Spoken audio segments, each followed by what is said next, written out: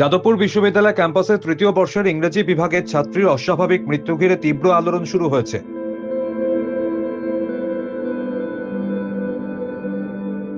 কয়েক বছর আগে বাংলা প্রথম বিভাগের ছাত্র স্বপ্নদীপের অস্বাভাবিক মৃত্যু হয় বিশ্ববিদ্যালয়ের হোস্টেলে। সেই ঘটনা মনে করিয়ে দিল এদিনের ঘটনা। বৃহস্পতিবার রাতে বিশ্ববিদ্যালয়ের 4 নম্বর গেটের পাশের পুকুর থেকে ওই ছাত্রীর দেহ উদ্ধার হয়।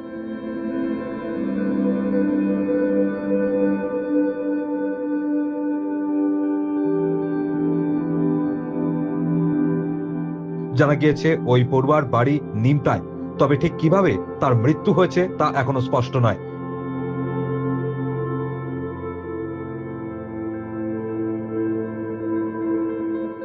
বিশ্ববিদ্যালয় সূত্রে জানা গিয়েছে সেদিন ড্রামা ক্লাবের একটি অনুষ্ঠান চলছিল, তবে এত রাতে অনুষ্ঠান চালানোর অনুমতি ছিল না, স্বীকার করেছেন সহ উপাচার্য অমিতাভ দত্ত। শুক্রবার সকালে সাংবাদিকদের সামনে সহ উপাচার্য বলেন, রাতেই পুলিশকে জানানো হয় ওই ছাত্রীকে উদ্ধার করে দ্রুত কেপিসি হাসপাতালে পাঠানো হয়, কিন্তু তাকে আর বাঁচানো যায়নি। তার পরিবার এসে গিয়েছিল। নিরাপত্তা প্রসঙ্গে অমিতাভ দত্ত স্বীকার করেছেন, বিশ্ববিদ্যালয়ে বর্তমানে প্রয়োজনের তুলনায় নিরাপত্তা রক্ষীর সংখ্যা অনেক কম।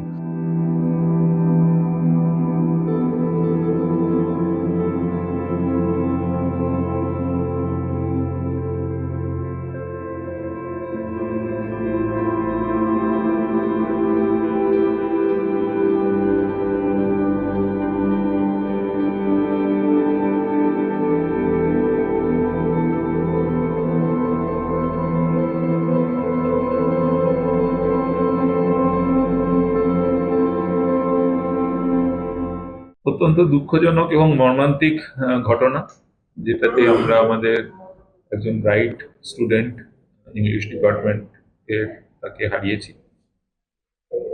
তো এই ব্যাপারটা একেবারেই অবাঞ্ছিত ছিল, হওয়াটা একেবারেই কাম্য ছিল না, কিন্তু দুঃখজনকভাবে আমাদের সেটাকে ফেস করতে হচ্ছে। আমরা কাল রাত্রি পুলিশকে ইনফর্ম করেছি। ঘটনার পরে আমাদের ছাত্রছাত্রীরা যারা ছিলেন এবং আমাদের অ্যাম্বুলেন্স করে ছাত্রীটিকে নিয়ে যাওয়া হয় পাশেই কেপিসি মেডিকেল কলেজে, কিন্তু তাকে বাঁচানো যায়নি।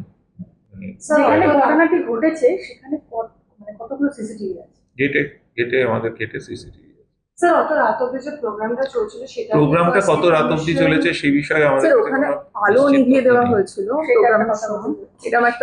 এই ধরনের অভিযোগ, এগুলো সবগুলোই বোধহয় আপনি যেগুলো বলছেন অভিযোগ, এগুলো সম্পর্কে কোনো নির্দিষ্ট তথ্য আমাদের কাছে এখনো নেই। সেগুলো নিশ্চয়ই স্যার, আমাদের আগে বলা হয়েছিল যে ইউনিভার্সিটি ক্যাম্পাসের মধ্যে ইন্টারনাল সিকিউরিটি পেট্রোলিং চলে রাত্রিবেলা। কালকে অত রাত অব্দি প্রোগ্রামটা চলছিল, কোনো ইন্টারনাল সিকিউরিটি কি ছিল ওখানে, কি পেট্রোলিং হচ্ছিল? আমাদের তো একটা বড় ক্যাম্পাস, আমাদের সিকিউরিটির সংখ্যাতে একটা সমস্যা আছে, কারণ গত 2 বছরে অনেকেই অবসর গ্রহণ করেছেন। তো সীমিত সংখ্যক সিকিউরিটি স্টাফ নিয়ে আমরা কাজ করছি। তার মধ্যে পেট্রোলিং নিশ্চয়ই ছিল, পেট্রোলিং টিম হয়তো সেই সময় সেই জায়গাটায় ছিলেন না, সেটাও দেখতে হবে। তো আমরা চেষ্টা করব যাতে করে এই ব্যাপারে আরো নজর দেওয়া যায় এবং এই ধরনের ঘটনা ভবিষ্যতে আর যাতে না হয়। পরিবার কালকে এসেছিলেন আমাদের হসপিটালে রাত্রিবেলাতেই, মেয়েটি বা মা এবং বাবা দুজনেই এসেছিলেন, এবং আমাদেরও অনেকে ছিলেন, আমাদের ডিপার্টমেন্টের টিচাররা, ডিন, আর্টসের ডিন, আমিও রাত্রিবেলায় এসেছিলাম, রেজিস্ট্রারও ছিলেন, আমাদের মেডিকেল অফিসার ছিলেন, ইংলিশ ডিপার্টমেন্টের হেড অফ দ্য ডিপার্টমেন্ট তারাও ছিলেন। তারা কথা বলেছেন মেয়েটির মা বাবার সঙ্গে। নিশ্চয়ই আমরা তাদের সঙ্গে সমব্যথী এই ব্যাপারে, এবং পরেও আমরা তাদের সঙ্গে যোগাযোগ রাখবো, তাদের পাশে। ঘটনাস্থলের চারপাশে 3টি সিসি ক্যামেরা থাকলেও যে পুকুর থেকে পড়ুয়ার দেহ উদ্ধার হয়েছে ঠিক সেই দিকে কোনো ক্যামেরা ছিল না, ফলে তিনি কিভাবে পুকুরে পড়লেন তা এখনো অজানা। পুলিশ অস্বাভাবিক মৃত্যুর মামলা রুজু করে তদন্ত শুরু করেছে। মৃতদেহ ময়না তদন্তের জন্য পাঠানো হয়েছে। পুকুরের চারপাশে পুলিশি ঘেরাও করা হয়েছে এবং সেখানে কাউকে যেতে দেওয়া হচ্ছে না। শুক্রবার সকালে ছাত্রীর বাবা থানায় গিয়েছিলেন, পরে তাকে হাসপাতালে নিয়ে যাওয়া হয়। সেখানে মর্গে মেয়ের দেহ শনাক্ত করেন তিনি। সাংবাদিকদের প্রশ্নের উত্তরে গোটা সময়টায় মুখ খোলেননি বাবা। মেয়ের মৃত্যু হলে কি করে কিছু জানতে পারছেন? কোনো বন্ধু-বান্ধব জড়িত রয়েছে? হঠাৎ করে এই ঘটনা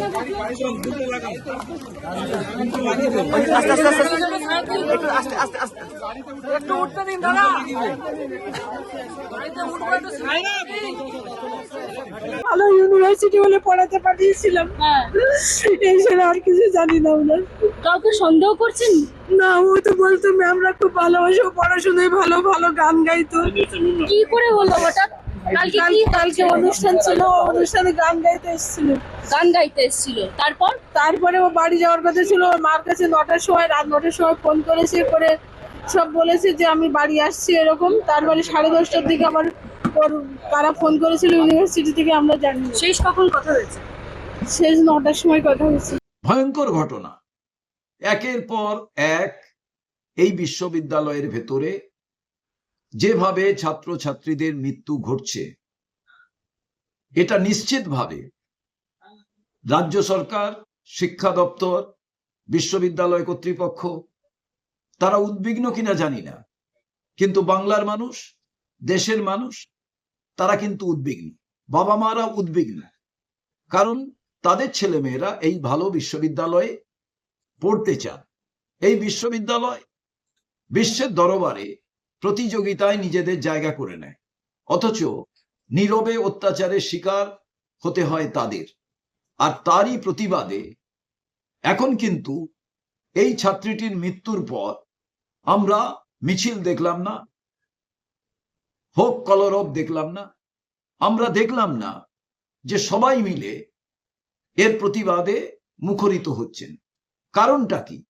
যাদবপুর বিশ্ববিদ্যালয়ের এক শ্রেণী তারা কিন্তু কোনোভাবেই বিশ্ববিদ্যালয়ের ভেতরে সিসিটিভি ক্যামেরা লাগাতে চান না। কেন চান না? শুধু সিসিটিভি ক্যামেরা লাগালেই যে এই রকম অন্যায়, অবিচার, ছাত্রীর মৃত্যু, ছাত্রের মৃত্যু তা যে বন্ধ হবে, আমি তা কথা বলছি না, কিন্তু একটা কোথাও চেক অ্যান্ড ব্যালেন্সের তো ব্যবস্থা করা প্রয়োজন। তাই আমি মনে করি এই মর্মান্তিক মৃত্যুর প্রতিবাদে বাংলার মানুষকে একত্রিতভাবে প্রতিবাদে সরব হতে হবে। যারা শিক্ষাবিদ আছেন, যারা বাংলার শিক্ষার সঙ্গে যুক্ত আছেন, যে কোনো মানুষকে প্রতিবাদে আজকে মুখরিত হতে হবে। তাদের বলতে হবে যে না, পশ্চিম বাংলায় শিক্ষা ক্ষেত্রে যে অন্যায় অবিচার হচ্ছে তার প্রতিবাদে আমরা সবাই একত্রিতভাবে আমরা প্রতিবাদে সামিল হচ্ছি। তবে পরিবারের পক্ষ থেকে এখনো আনুষ্ঠানিকভাবে কোনো অভিযোগ দায়ের করা হয়নি।